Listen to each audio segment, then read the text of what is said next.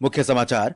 प्रधानमंत्री Narendra Modi Washington DC में अमेरिकी राष्ट्रपति डोनाल्ड ट्रंप के साथ द्विपक्षीय वार्ता करेंगे।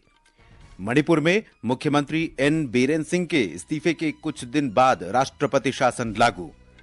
वित्त मंत्री निर्मला सीतारमण ने केंद्रीय बजट पर चर्चा का जवाब दिया। कहा, सरकार ने किसी भी क्षेत्रीय आवंटन में कटौती नहीं की है। आयकर विधेयक 2025 लोकसभा में पेश। विपक्ष के विरोध के बीच वक्फ संशोधन विधेयक पर संयुक्त समिति की रिपोर्ट संसद के दोनों सदनों में पेश की गई। संसद के बजट सत्र का पहला चरण आज संपन्न। और दिल्ली ओपन टेनिस में भारत के निकी पूनाचा और जिम्बाब्वे के कोर्टनी लॉक की जोड़ी पुरुष डबल्स के सेमीफाइनल में पहुंची। समाचार संध्या के साथ मैं देवेंद्र त्रिपाठी। प्रधानमंत्री नरेंद्र मोदी आज रात वॉशिंगटन में अमेरिकी राष्ट्रपति डोनाल्ड ट्रंप के साथ द्विपक्षीय वार्ता करेंगे। इसके साथ ही प्रतिनिधिमंडल स्तर की बातचीत भी होगी। अमेरिकी राष्ट्रीय सुरक्षा सलाहकार माइकल वॉर्ड्स, टेस्ला और स्पेसएक्स के मालिक एलन मस्क और भारतीय अमेरिकी उद्यमी विवेक रामास्वामी आज प्रधानमंत्री मोदी से मुलाकात करेंगे।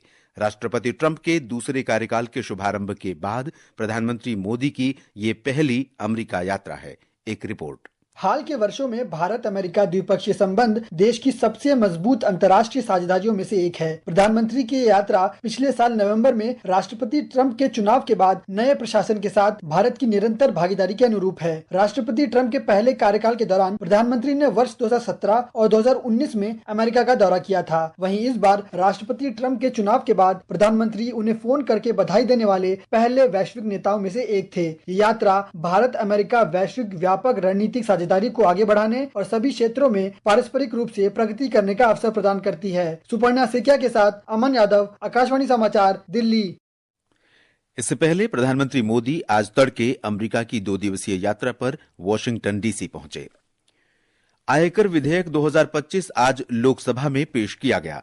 इस विधेयक का उद्देश्य आयकर से संबंधित कानून को समेकित और संशोधित करना है। वित्त मंत्री निर्मला सीतारमण ने निचले सदन में यह विधेयक प्रस्तुत किया।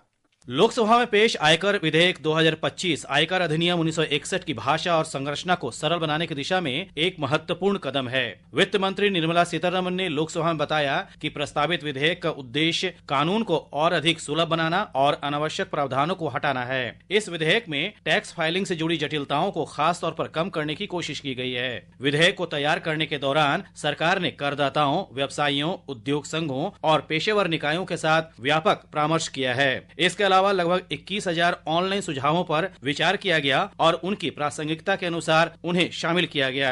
आयकर विधेयक 2025 एक सरल और स्पष्ट कर ढांचा प्रदान करने की दिशा में एक कारगर कदम है। दीपेंद्र कुमार, आकाशवाणी समाचार, दिल्ली। आयकर विधेयक 2025 के बारे में कुछ विपक्षी सांसदों द्वारा उठाई गई आपत्तियों को वित्त मंत्री ने खारिज कर दिया। वित्त मंत्री निर्मला सीतारमण ने आज राज्यसभा में कहा कि सरकार ने आम बजट में किसी भी क्षेत्र के आवंटन में कटौती नहीं की है। बजट पर चर्चा का जवाब देते हुए श्रीमती सीतारमण ने कहा कि बजट का उद्देश्य निजी निवेश को प्रोत्साहित करने के अलावा विकास को गति देना है। वित्त मंत्री ने कहा कि विपक्ष द्वारा दावा किए गए प्रभावी पूंजीगत व्यय में कोई कमी नहीं की गई है। वित्त मंत्री ने कहा कि निजी क्षेत्र के लिए बाजार में अधिक नकदी सुनिश्चित करने के लिए बजट में अल्पकालिक उधार में भारी कमी की गई है। Short-term T-bill borrowings have been drastically reduced. This has contributed for greater liquidity in the markets, in the financial system, so that private borrowers don't suffer. Government doesn't get into the market and crowd them out. That situation shall not occur because we've now chosen to have short-term T-bill borrowings drastically cut down. वित्त मंत्री ने कहा कि budget संभावित उद्यमियों को विशेष रूप से गैर कृषि क्षेत्र में नए सूक्ष्म उद्यम स्थापित करने में सहायता करता है, ताकि बैंक ऋण पर मार्जिन मनी और सब्सिडी प्रदान करके रोजगार सृजन किए जा सकें। वित्त मंत्री ने कहा कि बजट में क्षेत्रीय असंतुलन को दूर किया जा रहा है। Every year before the budget is made, all finance ministers from states spend a whole day talking about what are the states' priorities. We listen to them patiently and also include them in our budget making process. Regional imbalances and infrastructure gap, PM Gati Shakti actually tells you where the gap is for which infrastructure program, and therefore we are able to fund them better, and regional imbalances are also being addressed. Congress सांसद इमरान प्रतापगढ़ी ने सरकार की आलोचना करते हुए कहा कि मनरेगा के लिए बजटीय आवंटन में वृद्धि नहीं की गई है। उन्होंने कहा कि बजट में महंगाई के मुद्दे का समाधान नहीं किया गया है। वक्फ संशोधन विधेयक 2024 से संबद्ध संयुक्त समिति की रिपोर्ट आज संसद के दोनों सदनों में विपक्ष के विरोध के बीच पेश की गई। दिन में 2 बजे लोकसभा की कार्यवाही दोबारा शुरू होने पर संयुक्त समिति के अध्यक्ष जगदम्बिका पाल ने सदन में रिपोर्ट पेश की। शोर शराबे के बीच केंद्रीय गृह मंत्री अमित शाह ने कहा कि अगर लोकसभा अध्यक्ष ओम बिरला इस रिपोर्ट में असहमति नोट को शामिल करने की अनुमति देते हैं, जिसकी विपक्षी सदस्य मांग कर रहे हैं, तो सरकार को इसमें कोई आपत्ति नहीं है। विपक्षी दलों ने रिपोर्ट के खिलाफ विरोध प्रकट करते हुए सदन से वॉकआउट किया। उधर राज्यसभा में सदन की कार्यवाही जैसे ही शुरू हुई, भारतीय जनता पार्टी की सांसद डॉक्टर मेधा विश्राम कुलकर्णी ने विपक्ष के विरोध के बीच वक्फ संशोधन विधेयक 2024 की संयुक्त समिति की रिपोर्ट सदन में पेश की। इस बीच सभापति ने विरोध कर रहे सदस्यों को चेतावनी दी कि उनके खिलाफ कार्रवाई की जाएगी। विपक्ष के नेता मल्लिकार्जुन खड़गे ने आरोप लगाया कि संयुक्त बैठकों में विपक्षी सदस्यों द्वारा असहमति विचारों को रिपोर्ट में शामिल नहीं किया गया था। उन्होंने कहा कि ये एक अलोकतांत्रिक तरीका है। मैं आपसे विनती कर रहा हूं कि उनको डायरेक्शन दीजिए, जो भी रिपोर्ट आई है वो अगर वो रिपोर्ट में डिसेंट्स व्यूज नहीं है तो उसको वापस भेजिए, निकाल दीजिए और उसके बाद में और एक बार आप पुनर्विचार करके उस सभी डिसेंट व्यूज को डाल के आप पेश कीजिए। राज्यसभा में सदन के नेता जगत प्रकाश नड्डा ने विपक्ष पर गैर जिम्मेदाराना होने का आरोप लगाया और कहा कि उनकी कड़े शब्दों में निंदा की जानी चाहिए। चर्चा में एक बात ध्यान में आई कि विपक्ष का उद्देश्य चर्चा करना नहीं था, विपक्ष का उद्देश्य राजनीतिक दृष्टि से अपना पॉइंट स्कोर करने का था। यह बात स्पष्ट दिखी और ये दुर्भाग्य की बात है, दुख की बात है कि जिसके बारे में पार्लियामेंट्री अफेयर्स मिनिस्टर ने बड़े स्पष्ट शब्दों में कहा कि कोई भी चीज का डिलीशन नहीं हुआ है, कोई भी चीज को डिलीट नहीं किया गया है, सब कुछ एनेक्सर में एज इट इज रखा गया है। संसद के बजट सत्र का पहला चरण समाप्त होने के साथ ही आज दोनों सदनों की बैठक 10 मार्च तक के लिए स्थगित कर दी गई। लोकसभा में अध्यक्ष ओम बिरला ने बताया कि सत्र के पहले चरण में 112% उपस्थिति दर्ज की गई। सत्र के दौरान हमने अच्छे वातावरण में चर्चा की है। राष्ट्रपति जी के अभिभाषण पर धन्यवाद प्रस्ताव पर 17 घंटे और 23 मिनट की सार्थक चर्चा हुई है। इसमें 173 मान्य सदस्यों ने बैठकर अपने दायित्वों का निर्वहन किया है। इस सत्र में हमारी प्रोडक्टिविटी लगभग 112% रही है। बजट सत्र के दूसरे चरण की बैठक 10 मार्च से शुरू होगी। सत्र का पहला चरण पिछले महीने की 31 तारीख को शुरू हुआ था। ये समाचार आकाशवाणी से प्रसारित किए जा रहे हैं। ताजा समाचार जानने के लिए आप हमारे social media handle X @AIR News Hindi को फॉलो कर सकते हैं। अब खबरें महाकुंभ से।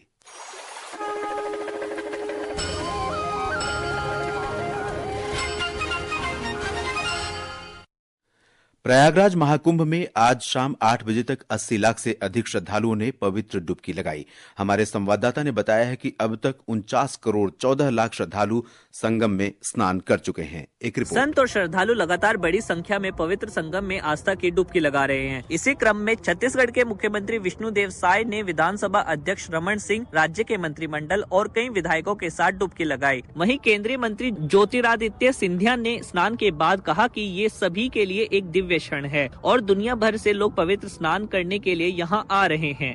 युगांतर से पीढ़ियों का इंतजार होता है एक ऐसे क्षण के लिए और विश्व में ये एक अनोखा समय है जहां विश्व के लोग स्वतः आकर त्रिवेणी संगम में महाकुंभ में दर्शन कर पाते हैं। आज महाकुंभ में प्रसार भारती के चेयरमैन नवनीत सहगल भी मौजूद रहे। आस्था की डुबकी लगाने के बाद श्री सहगल ने आकाशवाणी के कुंभवाणी चैनल के एक कार्यक्रम को संबोधित किया और चैनल की सराहना की। उन्होंने कहा कि ये चैनल उचित और सत्य खबरें देते हुए प्रसार भारती के उद्देश्य को प्रतिबिंबित करता है। हमारा पूरा जो प्रसार भारती का पूरा नेटवर्क है, हमारा जो उद्देश्य है वो यही है कि हम सच्ची सही चीज, सही जानकारी आम जन तक पहुँचाएं। आदर्श के साथ अभिषेक कपिल, आकाशवाणी समाचार, प्रयागराज।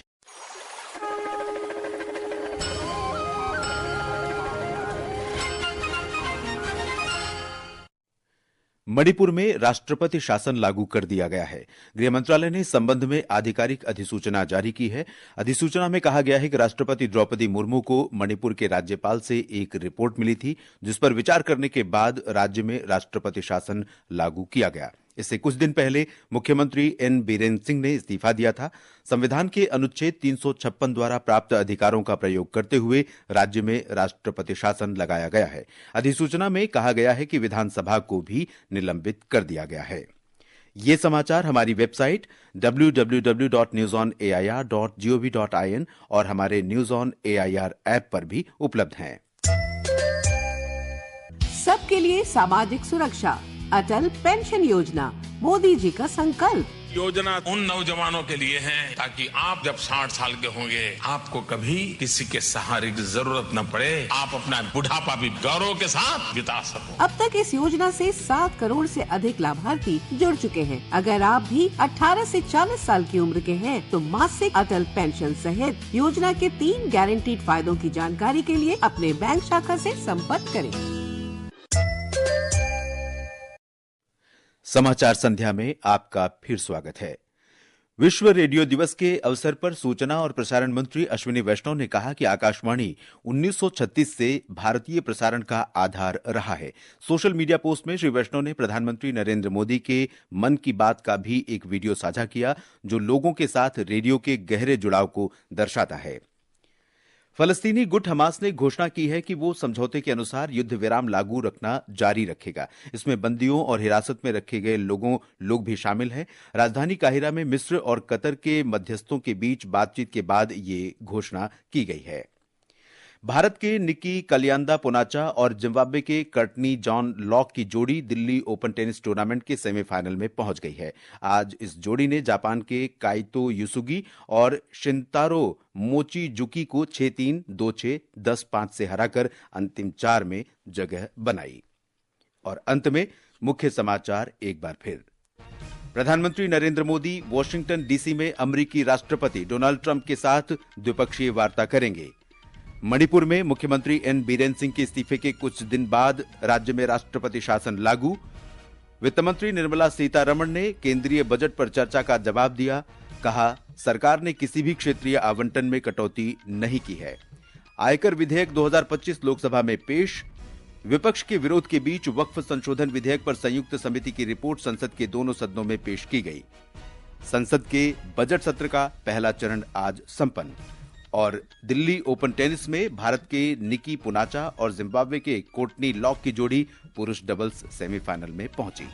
इसके साथ ही समाचार संध्या का ये अंक समाप्त हुआ। नमस्कार।